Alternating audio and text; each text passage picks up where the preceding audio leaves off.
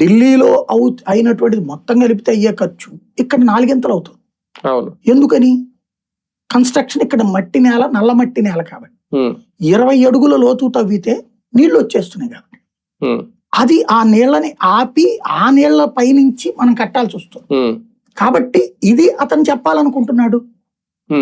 ఇప్పుడు ఈ కన్స్ట్రక్షన్ ఈ లోపు పూర్తి చెయ్యకపోతే రేపు ఎలక్షన్ కి సబ్జెక్ట్ టు కరెక్షన్ అంటారు అక్కడ. అంతేనా? చంద్రబాబు గారు ఏమనుకుంటారు, రేపు జగన్ నాకు మంచి చేశాడు ఇట్లా మావిగాని అన్నాడు కాబట్టి ఇప్పుడు నాకు తెలిసి తెలుగుదేశం వాళ్ళు రాత్రి పొట్లన కూర్చుని ప్రశాంతంగా తడిగొడ్డేసుకుని పడుకుంటారు, అమ్మాయి మావిగాని అన్నాడు కాబట్టి అని.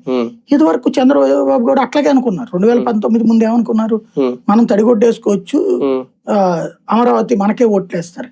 ఏమైంది? నేను ఎప్పుడో చెప్పా, ఆకాంక్షల్ని చాలా బలంగా కెలికి వదిలిపెట్టాం మనం ఆంధ్ర ప్రజల్ని. నేను ఇది మొదటి నుంచి చెప్తున్నా. 2014 తర్వాత చంద్రబాబు గారు లాంటి విఘ్నుడు పెద్ద ఆయన మనల్ని కన్విన్స్ చేయాల్సింది ఏంటంటే, తగలయ్యొద్దు మన రాజధానికి, విజయవాడ గుంటూరుని కలిపేసేసి నేను రాజధాని చేస్తున్నాను, సెక్రటేరియట్ ఒక చోట పెడుతున్నాను, హైకోర్టు ఒక చోట పెడుతున్నాను, అసెంబ్లీ ఒక చోట పెడుతున్నాను.